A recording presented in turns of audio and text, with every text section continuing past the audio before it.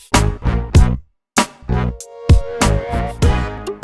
everyone, welcome back to my channel. My name is Kimberly for those of you that are new, and in today's video I'm actually going to be sitting down and talking to you guys about my drugstore fails. These are all foundations that I'm going to be talking to you about today. I'm just going to give you a little info on why these are failures for me. As you guys know, I love all makeup. It really doesn't matter. The reason why I don't do too many drugstore hauls or do too many drugstore tutorials, and most of you guys already know this, is because I live in a really small town and my town very rarely gets the new makeup products in on time. That's why it's really hard for me to do a first impression or whatever when it comes to drugstore products. But in today's video, these are foundations that I've picked up some over the last couple of months. Some of them I've actually had for a while now, and I was thinking about what to do with them, and I just decided I'm going to do a video and I'm actually going to tell you guys about these products and as to the reason why I do not like them. Now don't get me wrong, there are great foundations in the drugstore. Most of you guys know that the Revlon Nearly Naked foundation is one of my favorites.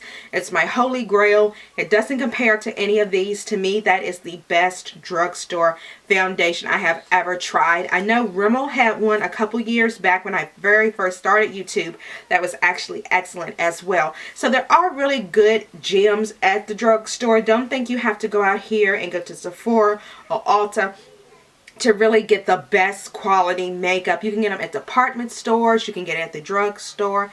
Heck, you can even get good makeup now at Five Below. I know City Color Cosmetics does a lot of things with Five Below. e.l.f. still makes really great products. You can get them at Walmart. I haven't really tried any of their foundations, but they might be worth giving a try.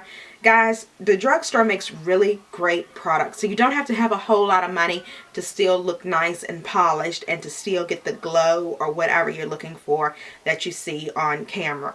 So let me go ahead and get started. This one I wanted to actually do a review on for you guys, and most of you already know that I had the hardest time getting the Milani foundation, the new 2-in-1 Conceal and Perfect foundation, but I did happen to get my hands on it. And guys, I could not find a shade in this foundation to work for me. So for those of you that wanted a review, this is my review. Of course, they only came out with a certain selection of shades in the store. I do believe number 9 is the darkest shade that they carry in the store. They do have darker shades for those of my browner skin sisters. They do have more shades online. However, good luck when choosing your shade online. The reason why I say that is because with packaging and the little swatches that they give you online, guys, it's so hard for women of color to find our proper foundation. Because let's face it, there are so many different colors of women of color. You know, there are some that have yellow undertones, there's some that have red undertones, there's some that has a mix of both, so you're kind of working with the yellow, but then you can't go too yellow, so it's kind of red, but you can't go too red. And makeup companies need to realize that we're not all put in a scale, we are not all one complexion. We cannot wear the majority of the foundations that come out. We just make it work for us. So I'm still looking for a makeup company, especially one that's drugstore, that actually caters to ethnic women, women of color.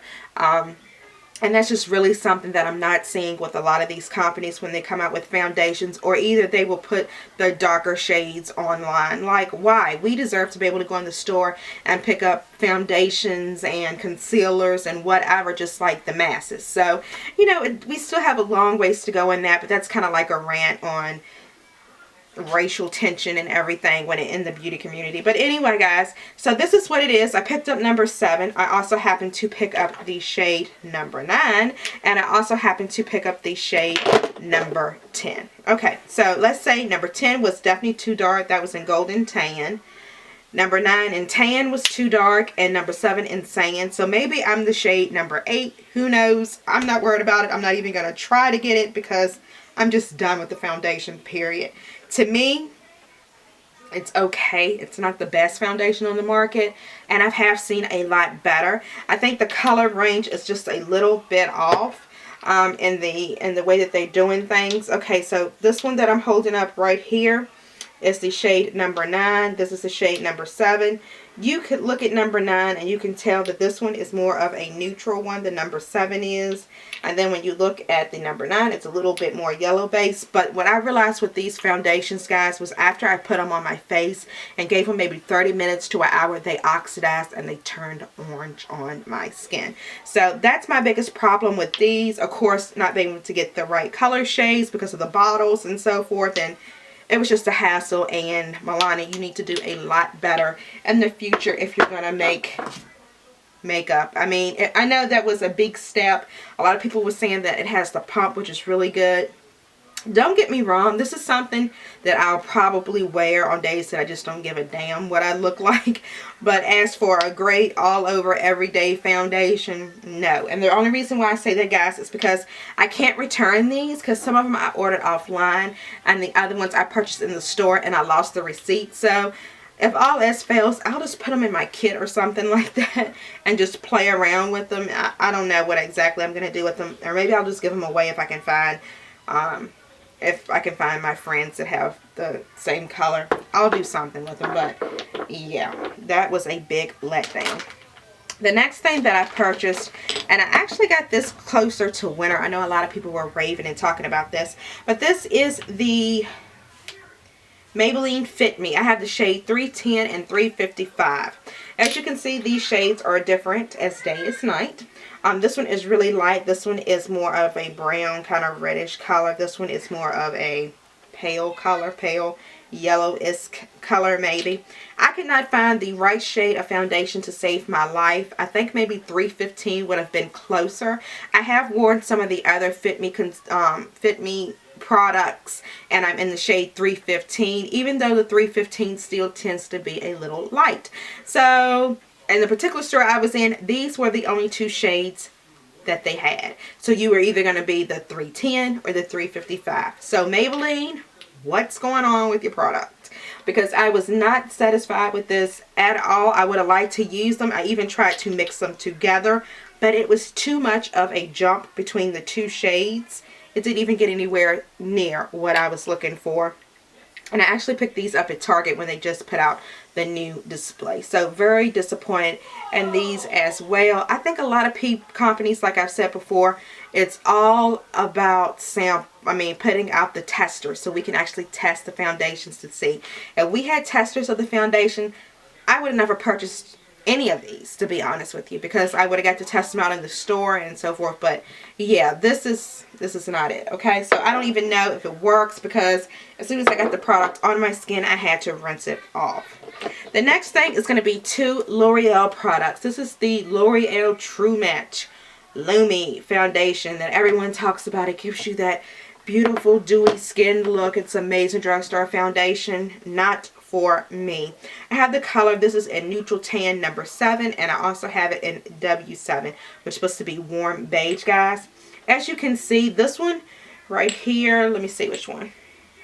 This one was a little bit too red for me, and this one was a little bit too yellow for me. Even when I mixed the two of them together, I still couldn't get my perfect match, so it was just ended up being a huge disappointment in this. And I also tried the cool one as well. If y'all are wondering, I did take that one back to the store and I opted to get these two, and it was still not a good match. So really not happy with those either.